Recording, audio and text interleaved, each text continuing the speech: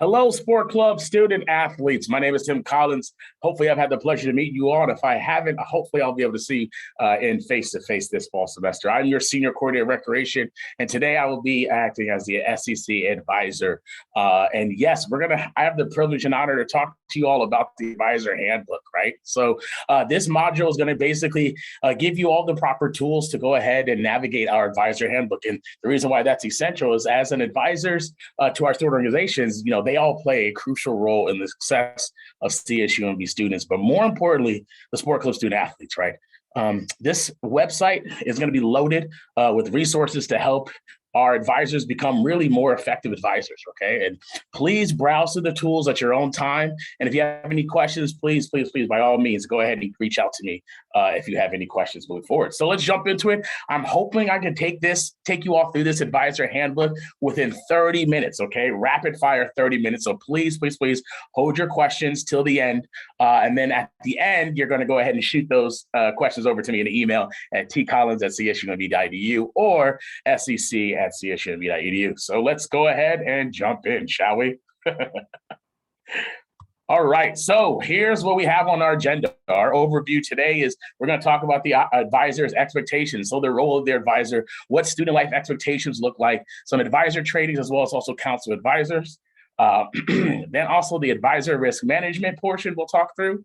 We'll also look at some student org guidelines, and then definitely last but surely not least, we'll go ahead and look at some of the advisor resources that are on the actual advisor's handbook, all right?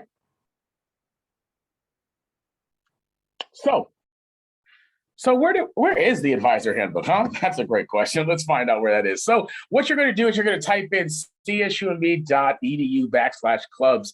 This website right here, this web page is going to pop up, and then you'll go ahead and see advisor handbook. You'll click on that, and this will pop up on the advisor handbook, right?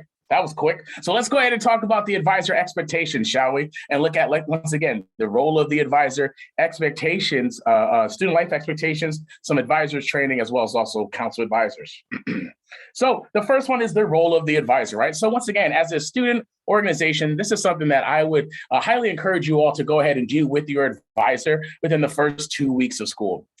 Maybe 3 weeks max, but definitely want to have a one-on-one sit down or even invite the executive board to have a conversation about, once again, the expectations, the role of the advisor, and letting them know, from our lens of the student organization, this is the role of the advisor. So as you can see, we have some items over there for you all to talk about.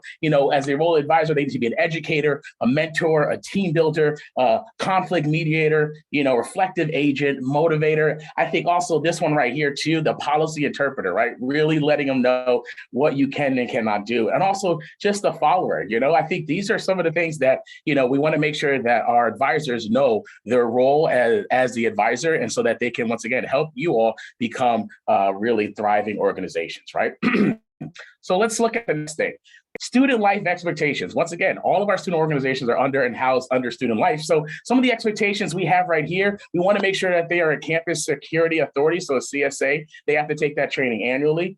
We also require that they attend one of the 4 advisor trainings that we host annually as well too. And then most importantly, you want to go ahead and fill out the advisor agreement worksheet. This is an opportunity for your organization to sit down with the advisor and kind of just, from the lens of really what is the agreement as the advisor, you can look at different types of question of, for example, do they need to be at every team meeting or every, sport club meeting, or do they need to be at every practices and so forth? So it's a list of questions to kind of, once again, gauge that conversation and kind of guide that conversation to make sure that you all have an opportunity to talk about what, once again, the advisor's agreement and what they're kind of really signing on to.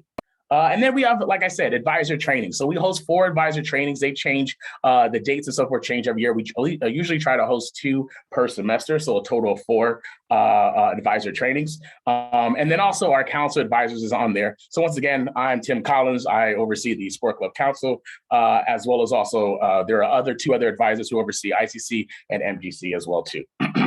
So let's go ahead and look at what's next. So boom, the advisor role is already done, and we only have now the advisor risk management. So let's go ahead and talk about what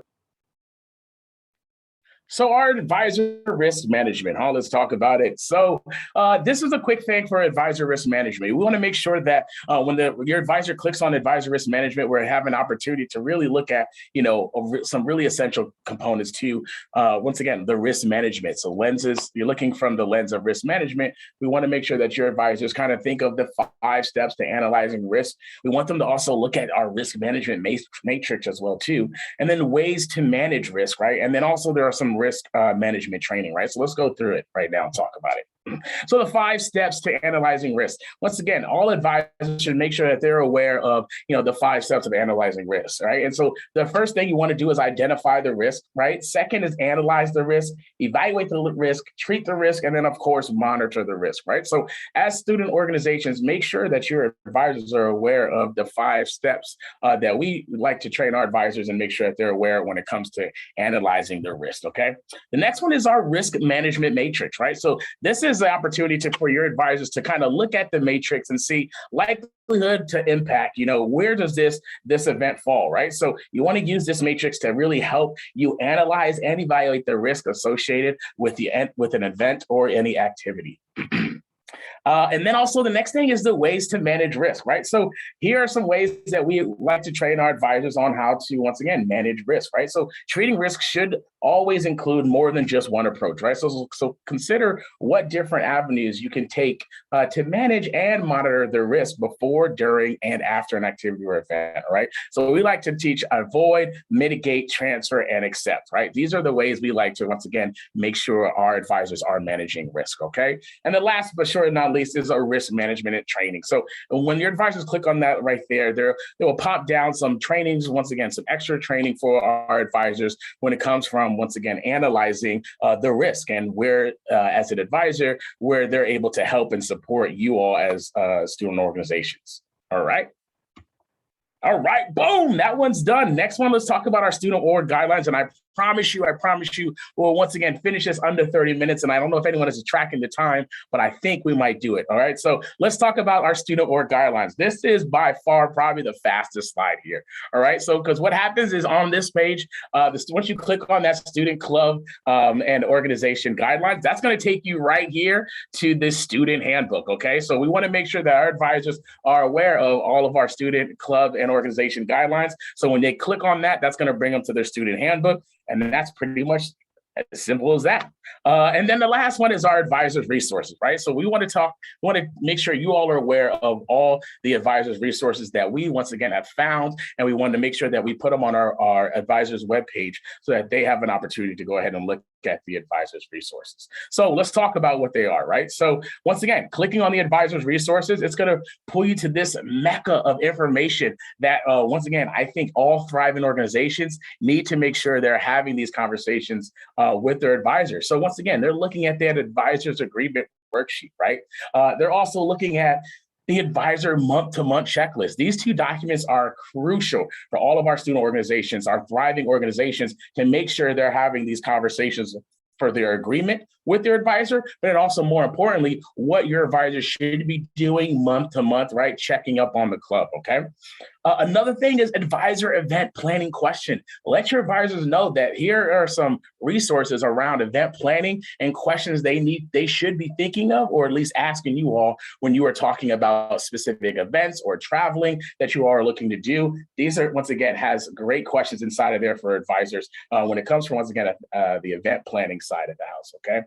And then last but certainly not least, one of the things I really want to make sure we bring your attention to, if you take one thing away from this training, is it's this right here. The General Advisor Manual, once again, is done by ACPA, their Commission for Student Development. This right here is kind of like almost the Holy Bible when it comes to being an advisor. So this manual has everything from the role of their advisor, event question planning, and so forth, risk management, you name it, it's all inside of there. So please, please, please let your advisors know that there's this manual on their advisor webpage that will once again help them guide you all to make sure that you all are a thriving organizations, okay?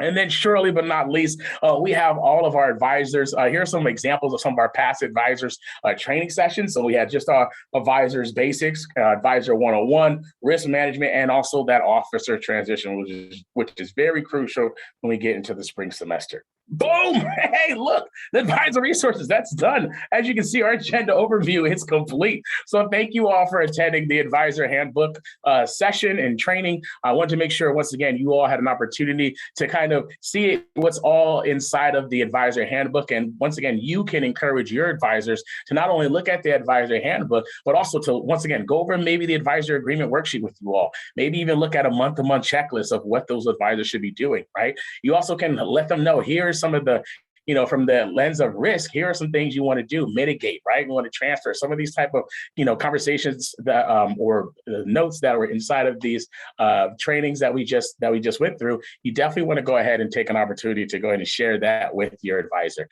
So thank you once again for attending this session. Once again, I'm Tim Collins, Senior Coordinator of Recreation. Thank you once again for attending, and we'll see you soon. Take care. Have a good one.